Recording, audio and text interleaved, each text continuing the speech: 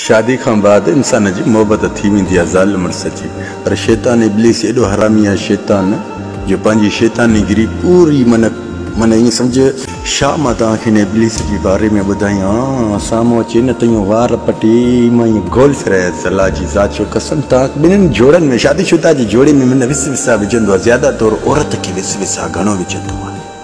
छो औरत सोचींदी आहे त शादी खां पहिरियों हिन जा रंग भला हुया, शादी खां पोइ थोरो हेठि मथे थी पियो आहे। पर यादि रखजांइ ख़ुदा जो कसम इहो शैतान इब्लीस ते तूं सबर त कजांइ न, वक़्त जो इंतज़ारु कजांइ, अल्लाह सभु मौजज़ा ॾेखारींदई।